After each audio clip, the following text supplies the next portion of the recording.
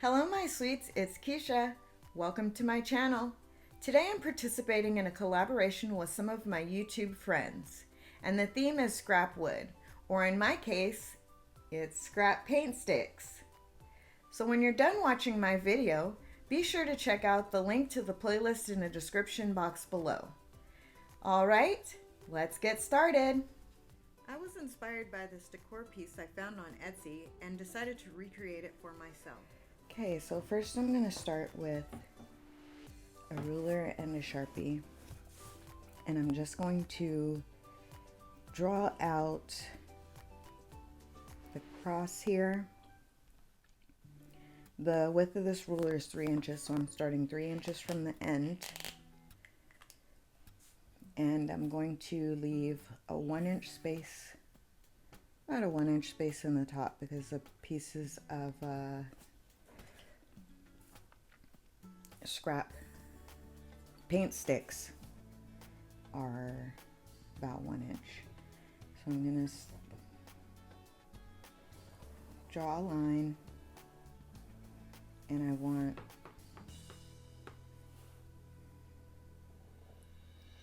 the cross to be right about here. And then I'm going to move this over to make the width at about, not at about, but the width at 3/4 of an inch. And this doesn't have to be exact, or these exact measurements, I should say. It's all just going to depend on the scraps of wood that you have to work with. So I'm just going to finish these out here, and then I'm going to come across this 3/4 inch, and I'm going to come down 1 inch, and let's see, put this over here so that I can go out 1.5 inches. Just do a little line there, and I'm going to follow this out to 1.5 inches. Knock that down, and then come down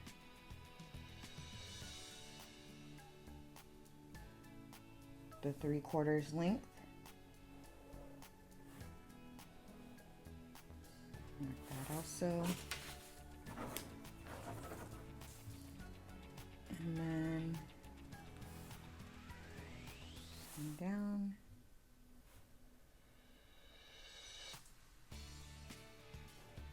And come down. And we have our cross there. And the next thing I want to do is take, excuse me, take some of my wood scraps, paint stick scraps that I've had saved from various projects, because, you know, I could always use something. And just going to start lining these up, seeing how, this one this way, seeing how we can almost get the impression here of the cross.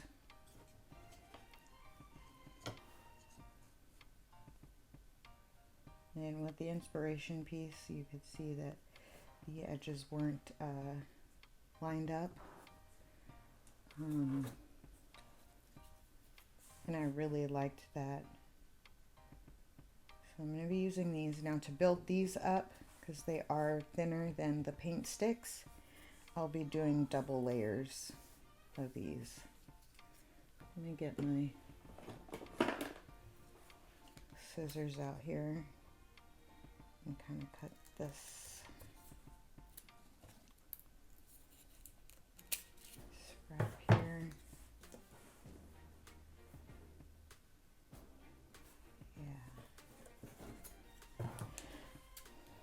So there's really, this isn't really a difficult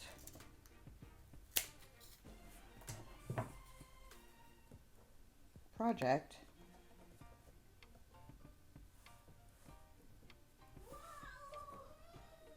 Excuse the children, I apologize.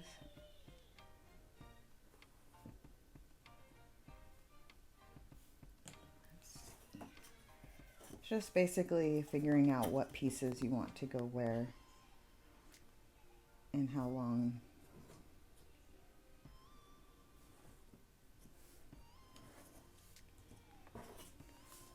You would like them to be.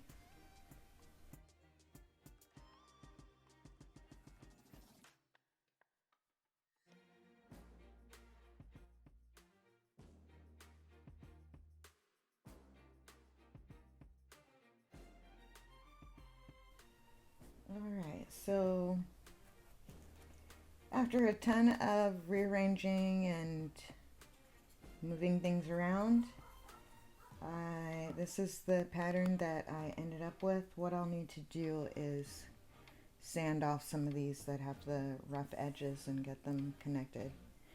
To get them connected, I should say. And I just ended up with these, which I don't know that they're usable. And then this piece here.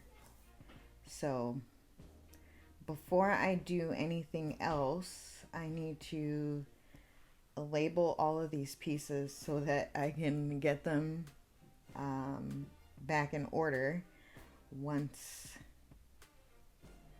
I'm ready to put it together. So I'm just gonna, I guess, start here, row 1, row. So I'll do R1, R2, R3, R4, R5. Wait, no, that's not gonna work. Let's see. We'll have row 1, row 2, row 3, row 4, row 5, row 6, row 7, row 8, row 9, and row 10. So that I know what row they go in, and then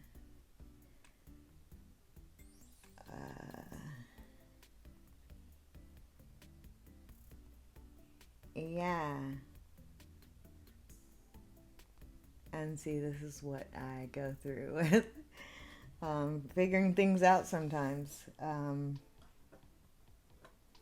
you're probably all just looking at the camera or looking at the screen yelling, no, this is what you do, but I cannot for the life of me figure it out right now. So I'm gonna get these all labeled and figure out my labeling system, and I will also, what I'll do is I'll use some wood glue for these pieces to connect them together, and I'll be back.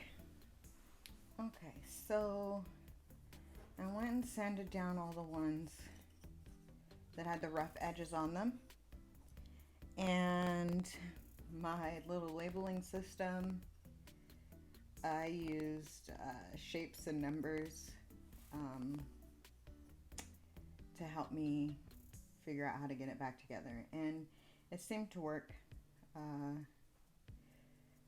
very well for me, actually. But you can use, if you decide to recreate this, you can use whatever system works best for you.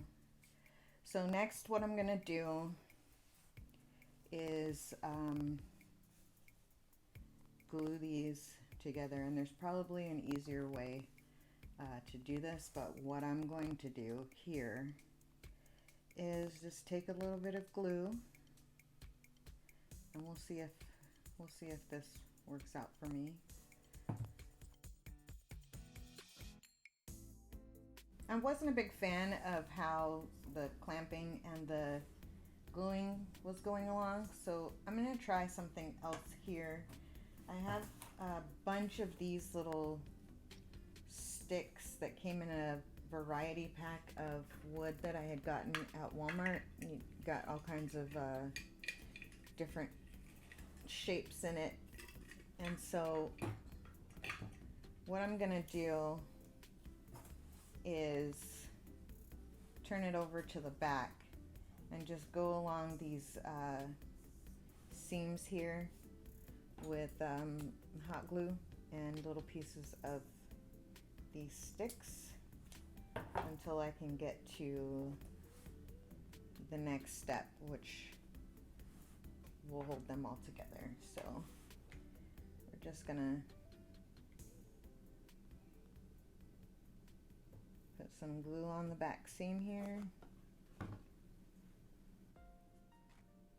and stick this right over it.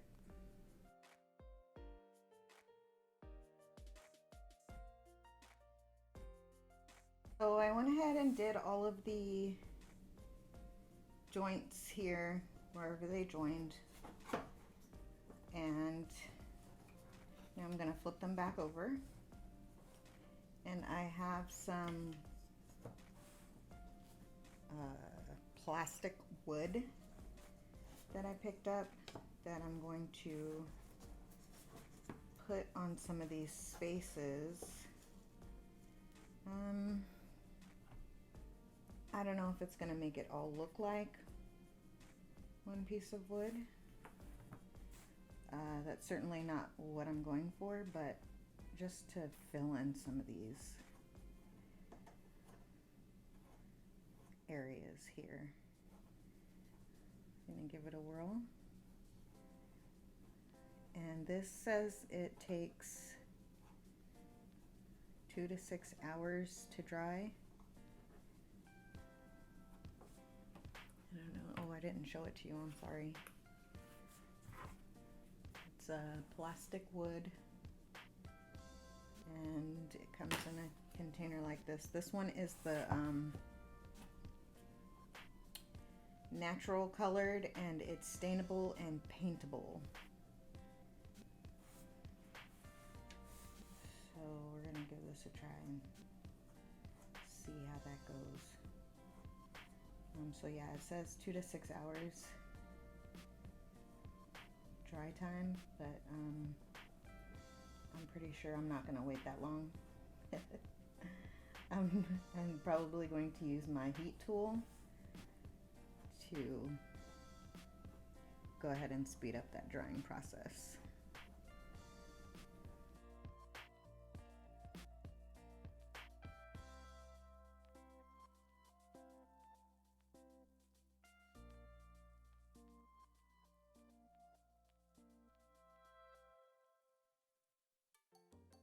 All right, next I'm gonna come in with, I'm gonna come in with the Waverly Wax in Antique, and I'm gonna go over like this one here that already has the stain on it. But like for this one, I like this one and this one. I like how it's just the little piece there. So I think I'm gonna separate the colors on these, and maybe even this one, because I have a couple of other colors that I wanted to put in here. So, but first let's start with the wax, and I'm going to use the baby wipe.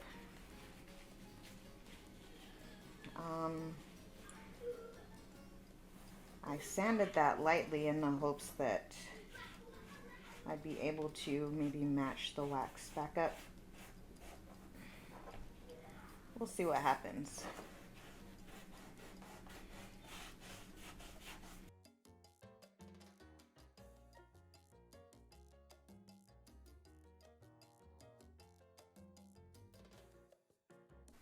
I think I can live with that. Alright, so next I have, let's see, what color is this? I have the mineral chalk paint, and get rid of this wipe, and And I'm gonna spray a little water in it, just so it's not as thick.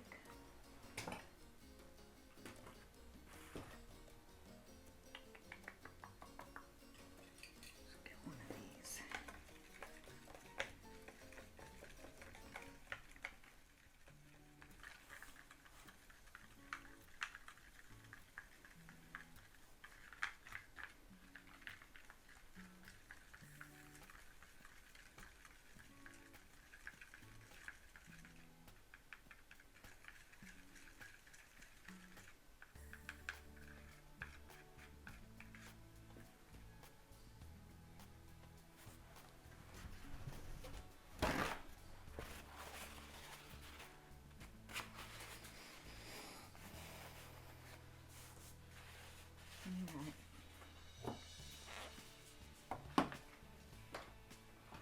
See, I have a paintbrush here.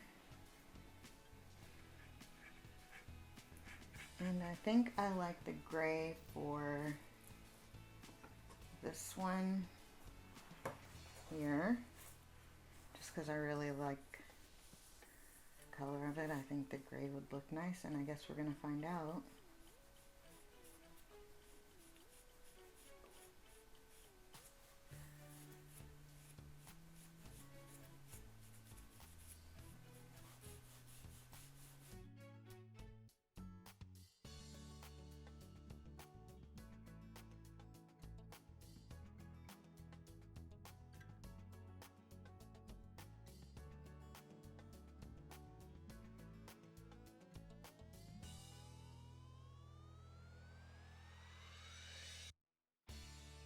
This last color I have is Cashew.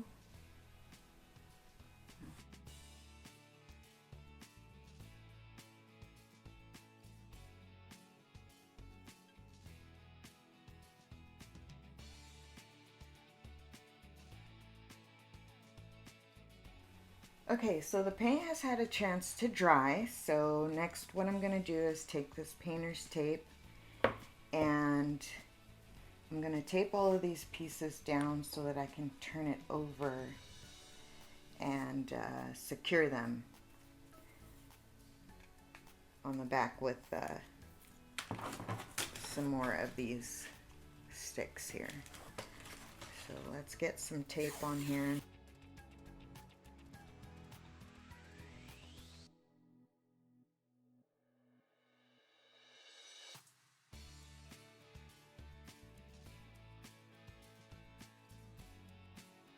The glue is all set up, and I decided to paint the back of it black because I felt like it camouflaged all of these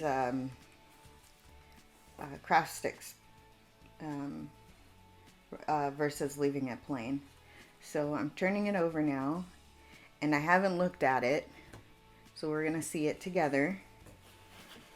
And yeah, I'm really liking how this came out. I do need to touch up a few places where the black did come through here. Or maybe I'll just go through and edge all of this in black. That's probably what I'll do. Let's go ahead and just do all of that in black. But outside of that, I'm quite pleased with the way this turned out. So you could totally stop here, but you already know that I like the details. So I did print out, or cut, excuse me, a piece of vinyl with my Cricut with a verse from 1 Corinthians 13:13. And I would like to add it somewhere along here, next to the cross. And if you can't see it, it says, "And now these three remain, faith, hope, and love, but the greatest of these is love. And I thought that was very appropriate. So you slide this out of the way. And if you don't have a Cricut, you can most certainly leave this plain. If you prefer that look. You can also do stickers, sticker letters. You can also do like a carbon paper transfer, or the transfer method where you,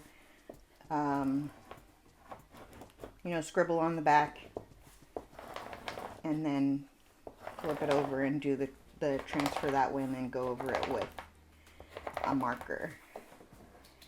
I just have my Cricut, and I've had it for a while now, and I haven't been using it, so I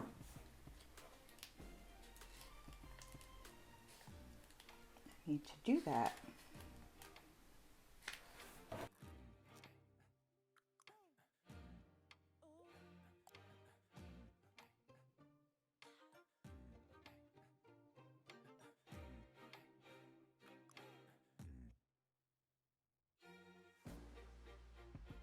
Excuse me, that wasn't giving me any breaks, was it? All right. Now, I'll just find my placement. Let me fix this E.